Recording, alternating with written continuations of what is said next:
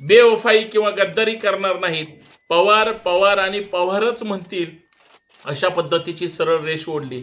त्याच श्रीनिवास पवारांच्या आईचा दाखला देऊन अजित पवारांनी आईला पुढे करून जाहीर सभेमध्ये सांगितलं की बघा, माझ्या विरोधात श्रीनिवास पवारांनी स्वतःच्या मुलाला उभं केलं, काकांनी अर्थात शरद पवारांनी बरोबर माझ्या विरोधात उमेदवार उभा केला.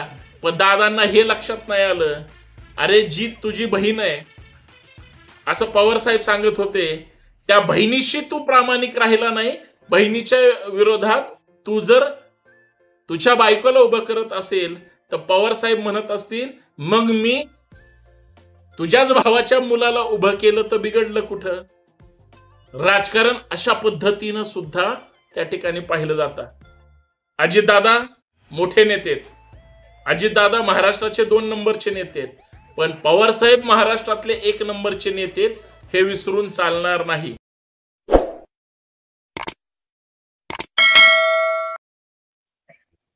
एका पवारांचे 2 पवार झाले, 4 पवार झाले. भाऊ भावाचा राहिला नाही, पुतण्या चुलत्याचा राहिला नाही. आणि महाराष्ट्राच्या राजकारणासमोर आता ज्या पवारांच्या पाया पडण्यासाठी पाडव्याला शेकडो नाही हजारो लोक जात होती, त्यांना आता 2-2 स्टेशनवर आपल्या गाड्या थांबवाव्या लागतात. सक्का भाऊ सुद्धा खोटं बोलतोय हे श्रीनिवास पवारांना सांगावं लागतं. कारण जाहीर सभेमध्ये दादा म्हणतात, आईनं सांगितलं होतं निवडणूक अजितदादांच्या विरोधात लढू नका, फॉर्म भरू नका, तरी सुद्धा योगेंद्र पवारांनी फॉर्म भरला. मग श्रीनिवास पवारांनी अडवायला पाहिजे होतं. हे ज्यावेळेस त्या पवारांना विचारलं त्यावेळेस शेवटी भाऊ ज्यावेळेस आपल्या चुलत्याशी प्रामाणिक राहिला, मग तो पहिला असो किंवा दुसरा, त्यांनी सांगितलं आईचं इथं नाव घेऊन किंवा राजकारण करून आईच्या नावावर बोलून काहीही उपयोग होणार नाही. याचा अर्थ स्पष्ट, थेट आणि सरळ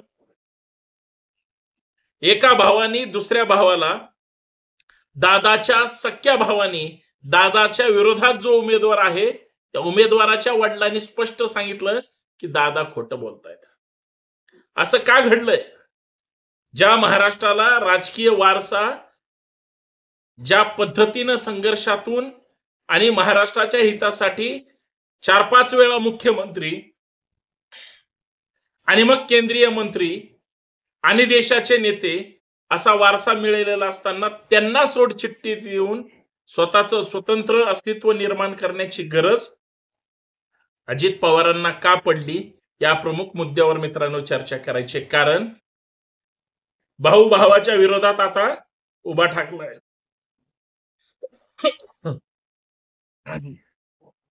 भाऊ भावाच्या विरोधात उभा टाकलेला आहे कारण भाऊ खरं बोलतोय.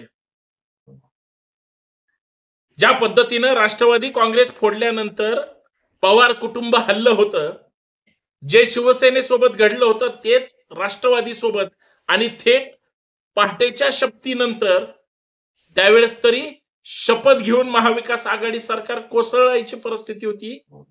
अशाच त्या 2-2.5 वर्षाच्या कार्यकाळात दुसरा झटका राष्ट्रवादी काँग्रेस फोडूनच त्या ठिकाणी अजित पवारांनी दिला.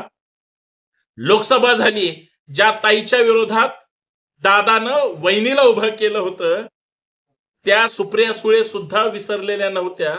आता दादा म्हणतायत त्यावेळेस ताई आणि आता दादा असंच निवडून द्यायचंय, असं बारामतीतल्या लोकांनी ठरवलेलं आहे.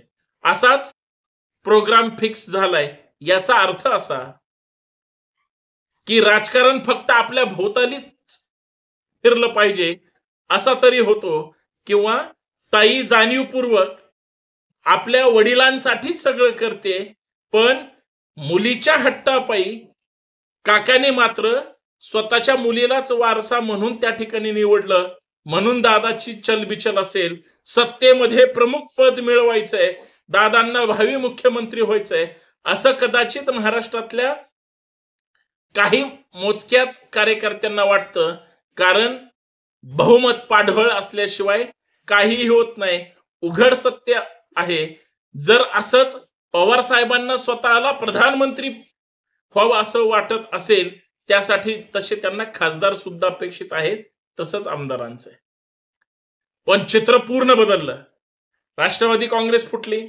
शरद पवारांपासून एक अजित पवार बाजूला गेले, पण दुसरा रोहित पवार नावाचा आमदार त्यांनी पवार कुटुंबातून काढला.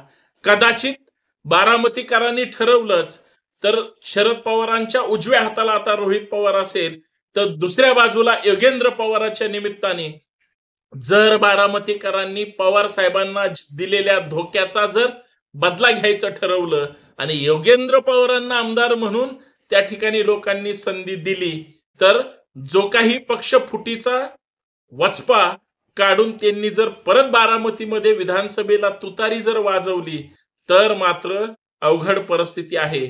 आणि हाच प्रश्न ज्या वेळेस योगेंद्र पवारांच्या वडिलांना विचारला, की दादा जाहीर सभेमध्ये पहिल्याच प्रचार सभेमध्ये ज्यावेळेस दोन गोष्टी वादग्रस्त चर्चा करतात, एक म्हणजे आर पाटलांनी खरंच सिंचन घोटाळ्याची फाईल वर सही करून फाईल ओपन केली का, घोटाळा झालाच असेल तर चौकशी झाली पाहिजे, दूध का दूध पाणी का पाणी झालं पाहिजे. तसंच दुसऱ्या बाजूला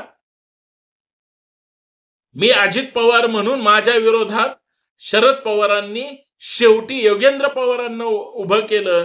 योगेंद्र पवारांना विचारलं तर ते म्हणले सगळ्या लोकांची इच्छा आहे. योगेंद्र पवारांच्या वडिलांना विचारलं तर ते म्हणाले लोकशाहीमध्ये प्रत्येकाला उभं राहायचा अधिकार आहे. पोरं लहान होती तोपर्यंत ऐकत होती, आता मोठं झालीत आणि आता जर ती कुटुंब सांभाळायला लागली, जबाबदारी घ्यायला लागली, तर त्यांच्या पाठीशी उभं राहिलं पाहिजे. आमच्या पोरांनी काकांच्या संस्कारातच लहानाचं मोठं होऊन त्यांचा विचार पुढे घेऊन जायचं ठरवलं.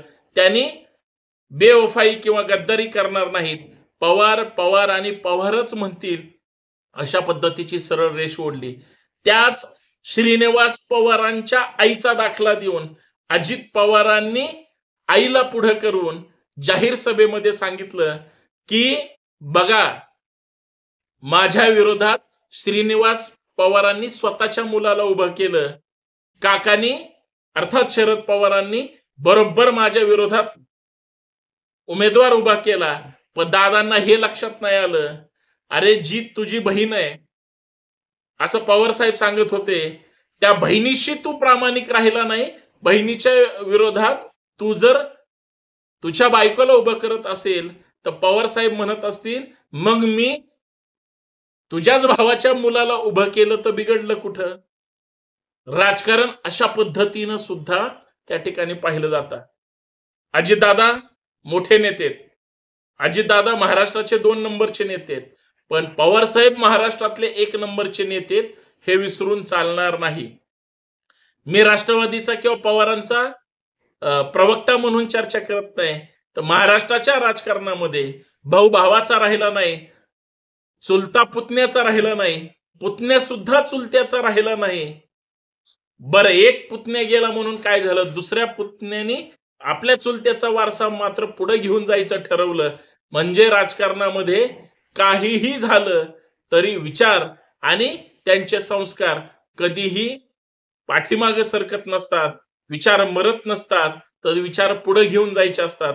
मित्रांनो, या सगळ्या गोष्टीतून एका भावाने दुसऱ्या भावाला खोटं ठरवलं. श्रीनिवास पवारांनी अजित पवारांनी जाहीर सभेमध्ये जे स्टेटमेंट केलं होतं अक्षरशः ते खोटं ठरवलं.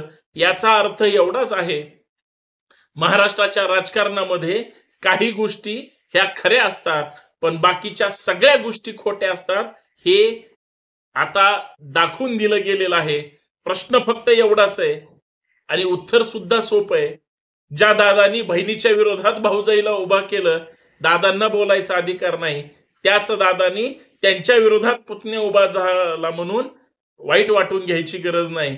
शेवटी एका बारामती विधानसभा मतदारसंघात किंवा बारामती लोकसभेत किंवा पुणे जिल्ह्यात जे घडलं, महाराष्ट्रात घडलं नाही असं नाही, परंतु इथं घडलेलं चर्चा होते, बाहेर घडलेलं चर्चा होत नसती. कारण तुम्ही कधी पहाटेची शपथ घेतलेली असते, कधी दुपारी आमदार पळून नेलेले असतात आणि कधी काळी तुम्ही मध्ये मध्ये त्रास दिलेला असतो म्हणून चर्चा होते.